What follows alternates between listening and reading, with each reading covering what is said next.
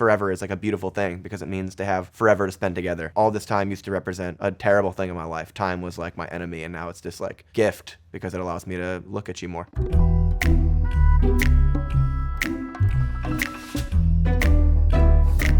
This song is hugely inspired by Bon Iver. I really wanted to emulate kind of some of the emotion in that falsetto and some of those tense moments on the pedal steel in the beginning of the song. And White Ferrari by Frank Ocean, like, you know, that whole first part of the song is totally different. The last like minute and a half is this beautiful sparse moment where like you can really feel this person's emotions coming through, not just in the lyrics that are beautiful, but in like these weird little moments of tension. And that was a real inspiration, like trying to tell a story in that tension and letting the music like almost relax the storyteller and also the listener.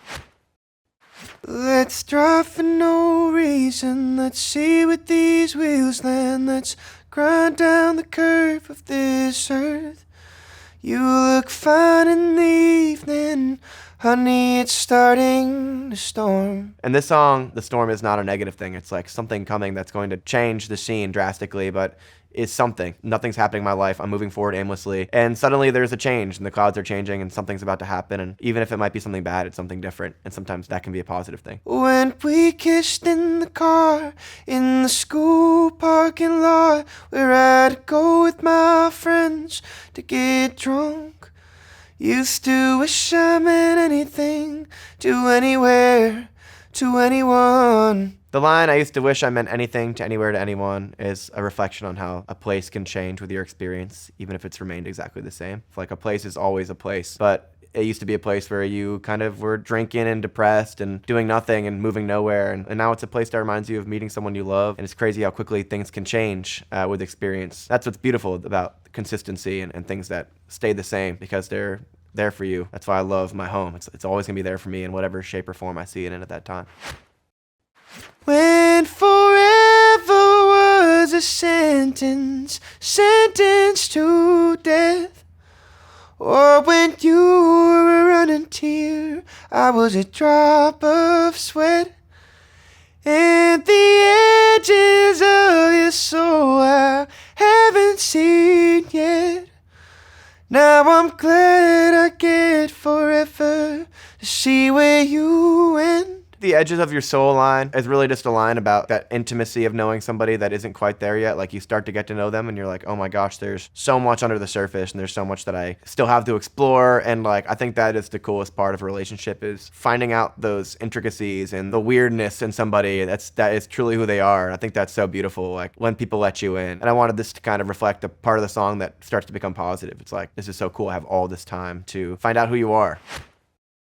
I won't be alone for the rest of my life. I'll build a boat for when the river gets high, and I'll meet a girl in the heat of July, and I'll tell her so she knows. To me, building a boat serves as a metaphor for having a plan for your life, having a future, having a project, having something that wakes you up in the morning, something that you can use to protect yourself from the world, and something you can bring somebody else in, something you can use to relax in, something you can use to get away. But this feeling of having a salvation, knowing that no matter what happens, I have this person with me. I'm building this boat. I'm building this future. And no matter how stormy it gets, how high the river gets, I will have a way out of it now that I have this person and this positive in my life. And I'm broke, but I'm real rich in my head. That I broke a bone had never healed in my hands. When I hold her close, I might loosen my grip, but I won't ever let her go.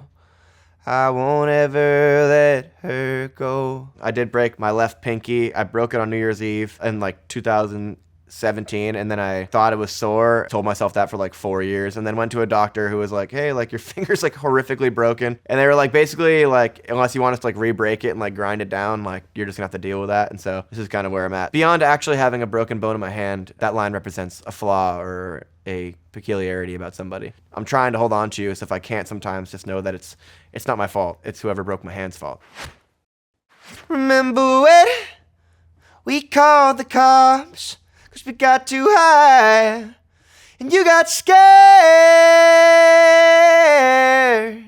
and the cops just left. In high school, I ate this weed sandwich, actually. It was like a bunch of like peanut butter that had whatever, oil. And I was watching Avatar, and it was just freaking me out. I was so high, like literally losing my mind. I called my mom, and I was like, I was just so freaked out. Like I was a grown man, like calling my mom. She was just like, what are you doing? Like did not take it as seriously as I would have liked. And so that's kind of where that line came from. But I wanted to make that line kind of play into the story of like a whimsical, beautiful moment between two people, like something funny that happened that they can look back on. We can't make rent, so we window shop in the Upper West Side.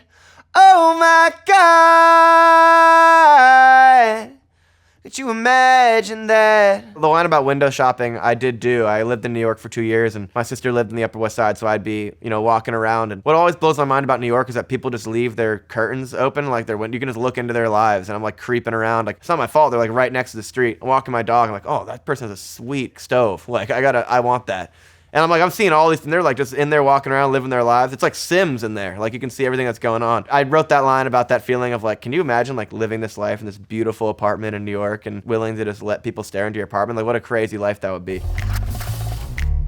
I struggled with depression my whole life, and people think like, oh my God, depression, that's so sad. And it's like, sometimes it's not sad, sometimes it's funny, sometimes there's humor in it, like a cynical humor that is beautiful.